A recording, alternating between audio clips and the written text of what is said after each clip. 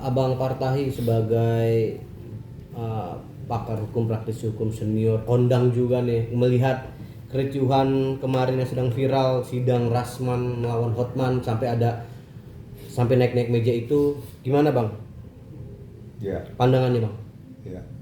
Eh, saya nggak mau mulai dari situ ya, karena kalau mulai dari situ, artinya kita terfokus hanya membahas kejadiannya yang terjadi di situ.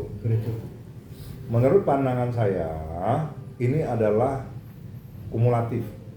Jadi kita mesti lihat secara komprehensif nih bahasa kerennya. Kumulatifnya tuh apa sih? Kita mesti lihat dulu apa sih yang terjadi di belakang ini sehingga begitu marahnya Rasman terhadap kebijakan katakanlah atau keputusan dari majelis hakim yang menyatakan bahwa sidang hari ini dinyatakan tertutup untuk umum dan media juga disuruh keluar. Karena dia merasa bahwa itulah kesempatan dia, termasuk kesempatan pertama dan terakhirnya dia untuk menyatakan membela dirinya, ya, di depan katakan pelapor, saksi pelapor dalam ini Hotman Paris, dan langsung menunjukkan bukti-bukti, ya, sesuai apa yang dia punya.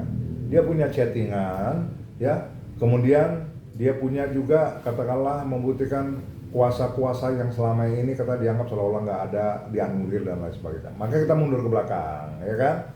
Kenapa sampai Rasman begitu geramnya menurut saya? Dulu waktu zamannya dia dipermasalahkan mengenai ijazah palsu, semua aja orang menuding kawan ini nggak punya ijazah, nggak tahu lulusan mana, artinya tidak layak, nggak usah pakai dia karena dia bukan lawyer dan lain sebagainya, segala macam, ya kan? Semua, termasuk sampai organisasi akhirnya juga menjatuhkan hukuman sama dia. Tapi yang saya mau katakan ini sama sorotin, sampai sekarang, sampai detik ini, dia bisa melanglang buana, melakukan tugasnya dia, ya, melakukan pembelaan. Dia banyak, saya dengar perkara di mana-mana kok. Dia melaporkan ke polisi, polisi dengar kok. Dia hadir di persidangan, dia hadir kok. Dia boleh mengikuti persidangan. Artinya, lembaga peradilan, lembaga penegak hukum yang lain, kepolisian, kejaksaan, mengakui bahwa dia seorang lawyer. Kalau nggak, mana mungkin dia diterima, dia menghadap ke sini ke sana, ya kan? Dan dia punya berita acara sumpah. Nah, tetapi pada waktu itu kan dikondisikan bahwa Rasman ini ijazahnya palsu, bini dan segala macam. Itu yang pertama ya. Masuk yang arah kedua nih, masalah iklim hakim. Dia adalah mantan asistennya Hotman Paris, ya. Kemudian di belakang terdengar isunya, ya, dugaan mereka tuh ada hubungan dan lain sebagainya, ya kan? Kemudian iklim hakim ini nggak seneng ya dengan tindakan-tindakan dilakukan oleh Hotman Paris. Kemudian dia berencana mau melaporkan, ya, entah bagaimana ceritanya, tiba-tiba jadi ada terjadi koneksi, dia kenal sama Rasman, ya. Rasman bilang oke, saya bersedia membantu segala macam. Terjadilah penunjukan kuasa, ya kan. Tapi di tengah-tengah perjalanan Rasman lagi berjuang, ya, tiba-tiba entah bagaimana pendekatan dilakukan, ya, kemudian kuasanya dicabut, ya kan. Wah, akhirnya suara juga begitu seolah-olah wah, kuasa itu palsu, dipalsukan dan segala macam. Nah, saya bukan mau membela, tapi saya bicara secara formal bahwa kuasa itu ada, saya punya, ya kan. Pencabutan kuasa juga saya punya, ya, kopinya ya ada di handphone. Nanti kalau mau dilihat bisa saya perlihatkan. Dan itu juga udah diekspos juga sampai kemana-mana. Dan pada waktu iklim hakim nggak setuju, ya, dengan perlakuan Hotman Paris itu, dia sudah melakukan laporan ke Dumas Mabes Polri. Ada juga kopi laporannya di saya. Gitu. Nah, ini kan tuduhan-tuduhan bahwa Rasman ini begana. Memang Rasman juga mungkin berbalik juga, dia juga orangnya keras, ya kan. Harusnya saling tuding. Tetapi itu yang membuat saya kata-kata kumulatif, ya kan. Terjadi dulu tuduhan mengenai ijazah palsu, kemudian seolah-olah dianggap memang dia ini ada bersekongkol dengan akhirnya hakim malah berbalik lagi, katakanlah mencabut kuasa, seolah-olah mendukung Hotman Paris lagi dan lain sebagainya. Tetapi di tengah-tengah perjalanan itu terbukti bahwa Rasman punya gitu ya bukti-bukti chattingan, ya, pembicaraan antara Hotman Paris dengan iklim hakim. Ini buat ini senjata gitu ya kan. Maka dia berani ngomong di media, wah, begana, ya kan. Hotman nggak terima, melaporkan, ya kan, pencemaran kan gitu kan. Nah, kemudian diterima, ya kan. Nah, sekarang masuk ke pengadilan. Jadi ini sudah bertubi-tubi, sudah berjalan bertahun-tahun seperti ini, sehingga memang ibarat gunung ini udah mau meletus nih, ibarat bola-bola salju mengelilingi tiap hari, makin gede, ya kan? Nah, tinggal satu harapannya, karena memang dia duduk sebagai terdakwa, dia harus membela dirinya, ya kan? Kapan kesempatannya? Itu kesempatannya. Tapi pada waktu hakim mengatakan tertutup, sementara kasus ini adalah kasus yang sudah diketahui dan sudah viral di publik, ya, udah menjadi perhatian publik, ya kan? Dari pihak mereka merasa apalagi yang mesti ditutupin. Kalau ada kaitan sama asusila, makanya hakim berinisiatif menyatakan tertutup persidangannya. Yang mau dituduh melakukan asusila ini juga ya orang yang melalang buana di urusan seperti itu. Kok dia juga udah nggak peduli kok.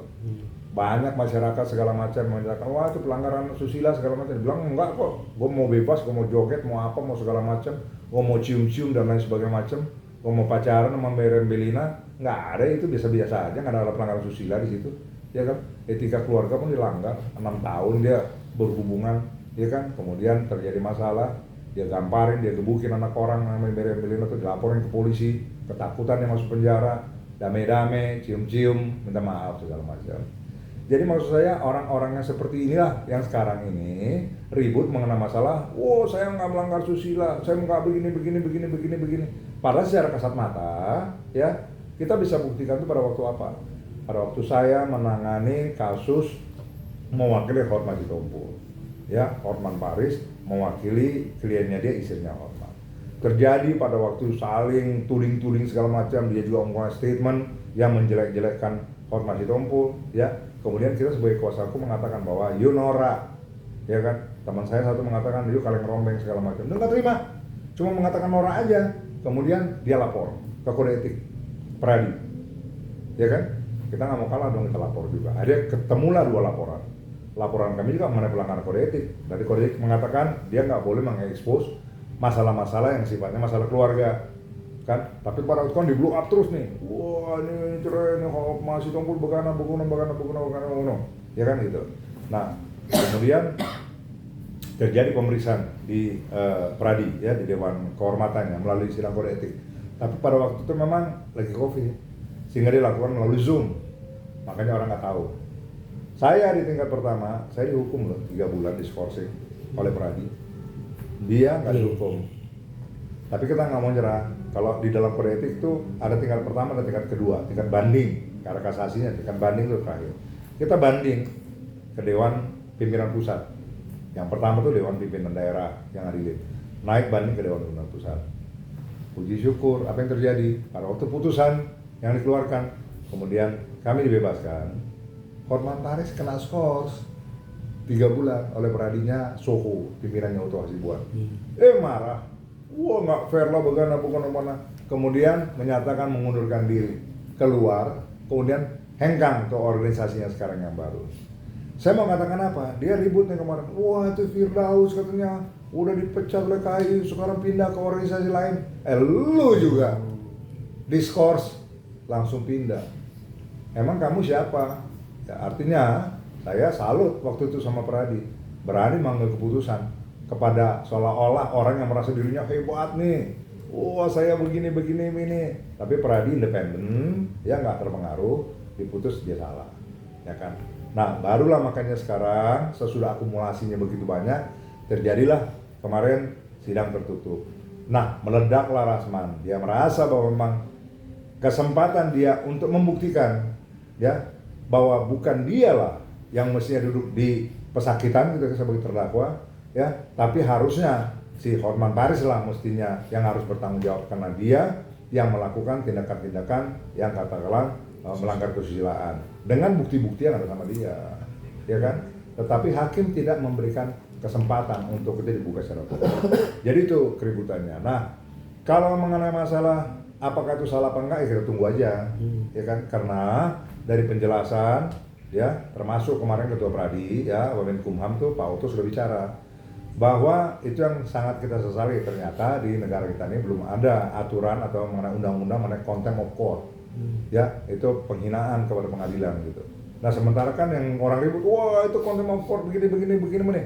Justru itulah sekarang bisa kita buktikan karena tidak ada aturan mengenai contempt of court, makanya KPN Jakarta Utara dan Ketua Pengadilan Tinggi atas katanya perintah dari Ketua Mahkamah Agung melaporkan dengan pasal 335 sama pasal 207. Iya kan? Nah, nanti kita uji. Tapi kemarin dalam pembicaraan kami di salah satu stasiun televisi yang kemudian dihadiri juga oleh mantan Hakim Agung yang sangat saya hormati ya, karena dia saya tahu adalah Hakim Agung yang jujur dan bersih, yaitu Pak Gayus Lumbun. Ya, kemarin dia memberikan statement terakhir bahwa memang sebaiknya ini tidak dilaporkan. Dia nggak setuju. Dia sebagai mantan Hakim Agung menyatakan dia tidak setuju dengan laporan yang dilakukan oleh KPN. Kenapa? Dia bilang kok berlebihan. Karena tidak ada kejadian pidana, tidak ada yang dirugikan di dalam persidangan, tidak ada colek, tidak ada pemukulan, nggak ada lempar-lemparan, nggak ada. Ya kan, yang bersentuhan cuma Hotman Paris sama Rasman. Teriakan betul ada. Tetapi itu dibilang ada pelanggaran yang sifatnya sipil, ada pelanggaran yang sifatnya itu memang kriminal. Nah, kalau menurut pandangan Profesor Gayus itu masih dalam level ya pelanggarannya itu sifatnya sipil gitu, karena tidak ada korban dan segala. Nah, usulan dia sebaiknya ini dilaporkan ke Komisi Yudisial yang menaungi para hakim, panggil hakimnya semuanya, majelisnya, periksa di sana, panggil semua para pihak Rasman CS, diminta keterangan di sana. Usulan kita adalah carikan jalan keluar yang sebaik-baiknya. Kenapa seperti itu? Karena kita ini kan sama, sederajat sebenarnya.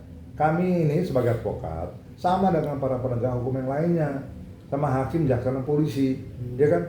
Jadi sama-sama penegak hukum, sekarang saling melapor gitu loh. Terus hakim mau melaporkan Rasman advokat juga, penegak hukum juga, walaupun sekarang terdakwa, tapi profesinya dia masih melekat kan.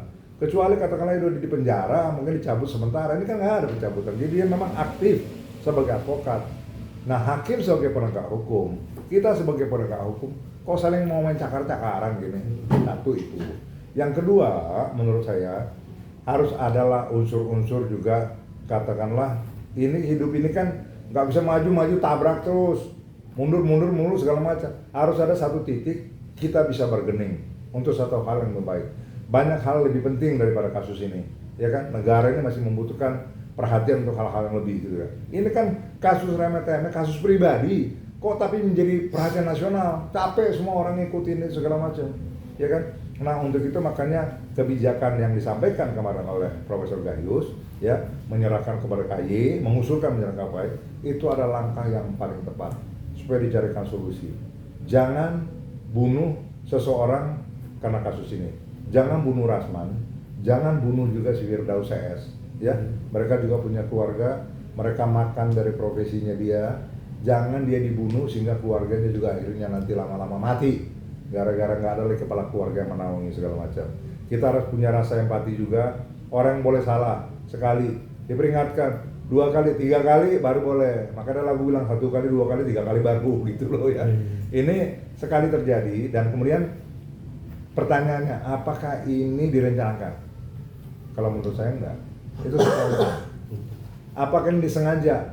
Menurut saya sih nggak ada. Ada unsur kelalaian, iya. Cuma saya juga mesti mengatakan sama saudara saya Rasman, Man, jangan terlalu emosi, ya. Kalau memang masih bisa turunkan nih punya tempo, ya. Dalam hal ini pihak pengadilan merasa tersinggung. Kalau menurut saya nggak salah. Kita orang Indonesia nih, ya kan. Kalau kita minta maaf, orang kita tuh paling gampang juga memaafkan, ya kan. Nah, mungkin masih ada kesempatan di ranah ini, ya udah kumpulkan aja teman-teman semua itu kemarin, advokat sebagai pembela kamu, ya kan. Dan itu menyatakan sikap, membuat surat atau datang rame-rame minta audiensi, nyatakan aja permohonan maaf. Supaya ini kasus ini betul-betul berlanjut antara kamu sama Hotman Paris, bukan berkembang antara Rasman kepada pihak pengadilan, bahkan melawan peradilan secara nasional, melawan ini karena perintahnya udah perintah dari Ketua Mahkamah Agung, kan jadi serem jadinya. Artinya maka kalau terjadi seperti itu, Rasman menghina pengadilan, ya di mana pengadilan inilah yang dikepalai oleh hakim-hakim yang menjalankan kan gitu. Kemudian laporan ini masuk ke polisi, nanti berkas ke jaksa masuk lagi ke pengadilan, kemudian diadilin si Rasmannya, yang jadi hakimnya ya kan teman-temannya hakim majelis yang kemarin.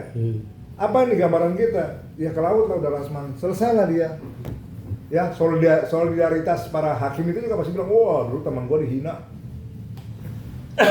Sekarang kesempatan ketok palu. Janganlah melakukan sesuatu hukuman karena ada perasaan yang berlebihan ya, dendam dan segala macam. Jadi himbauan saya, damai di bumi, perang di bulan aja gitu. Bang, berarti jika Bang setuju dengan statement Profesor Gayus Lumbung itu, memang tidak ada pidana, tidak ada yang cedera, ada luka. Gimana dengan tindakan Rasman yang menghampiri Hotman di tengah-tengah kursi saksi ya, itu? Bang? Makanya masih secara etika itu salah ya. Tapi kan maka bilang tujuan dia mendatangi mau ngapain sih? Ternyata sesudah dia menyatakan di beberapa media, bahkan kemarin kita sempat kontak juga, dia kontak ke saya, dia bilang nggak ada niat dia cuma datang mau mengatakan bahwa, hey Hotman, nanti kita buka-bukaan lo, ntar kita buka-bukaan lo semua lo. Hanya itu.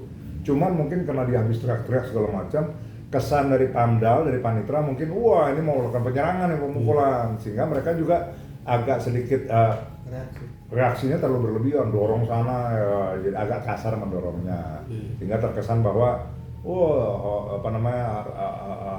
Rasman dianiaya ya. Menurut saya enggak juga, tapi dorongan itu artinya pembelaan itu terhadap keras juga buat dia. Makanya saya bilang udahlah, ini masalah nggak terlalu besar kok, jangan terlalu besar-besarin lah, dibikin soft ya, jangan dipiara sebagai suatu perkara yang katakanlah digiring-giring jadi bola liar yang bisa dimanfaatkan untuk cuman expose daripada ketenaran aja, nggak usah. Bang, terkait Hotman kan sebagai saksi ya, saksi pelapor. Iya, saksi pelapor. Apakah dia mendapatkan kayak semacam pengamanan di ruang sidang seperti apa, Bang? Ya nggak ada, semuanya namanya cuma pihak. Pelapor itu pihak, terdakwa itu pihak, kuasa hukum itu pihak gitu ya kan. Tapi kalau memang katakanlah karena mungkin dia ada kedekatan, ya pengadilan menghargai dia, ya nggak apa-apa juga gitu. Tapi jangan jadi ada kesan bahwa dengan keleluasan dia seolah-olah di pengadilan, jadi pihak katakanlah pihaknya Rasman mengatakan, oh dia ada satu perlakuan khusus, kok bisa ke sana diterima di ruang tertentu, bisa keluar masuk segala macam. Jadi mereka bilang, jangan-jangan ada apa-apa ini gitu, ya kan? Padahal mungkin nggak ada apa-apa, tapi bisa juga ada apa-apa, kan gitu kan? Tanyalah sama rumput bergoyang mah, antara Hotman Paris sama Majelis Hakim ada apa? Jawab aja di hatinya masing-masing. Bang, terus akhirnya Firdaus kan dipecat tuh dari organisasi yang menaunginya. Abang sendiri menangkapnya seperti apa?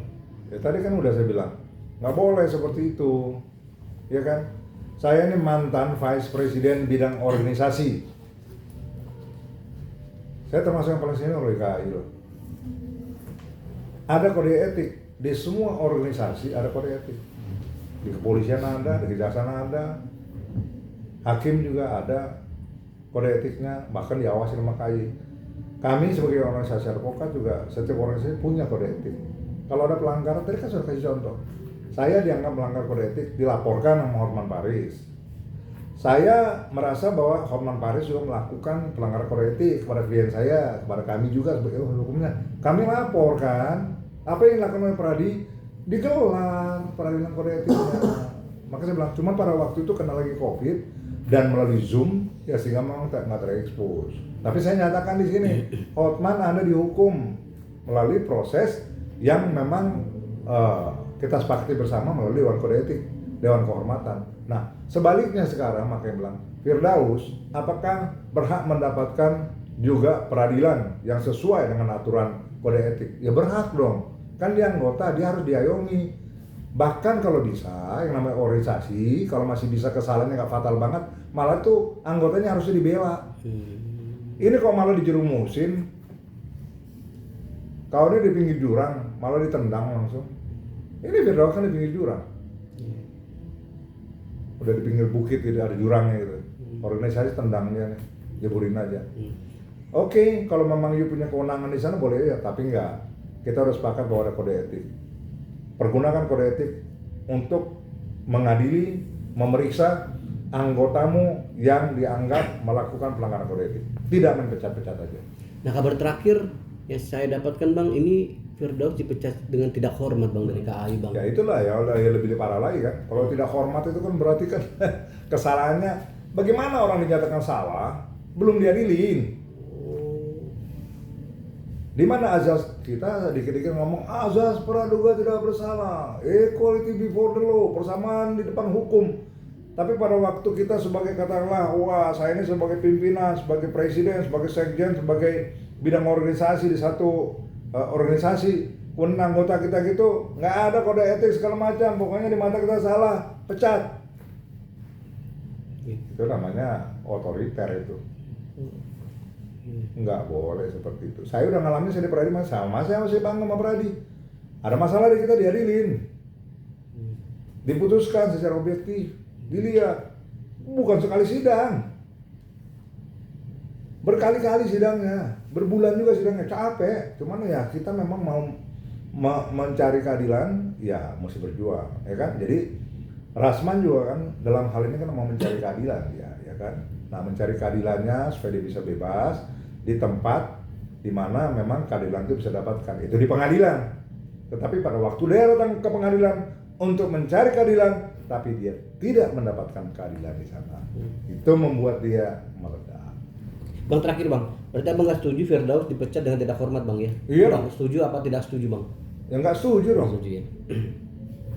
Berarti nggak menjalankan aturan-aturan organisasi advokat dengan baik, dengan benar. Kalau baik aja, nggak benar gitu menjalankannya.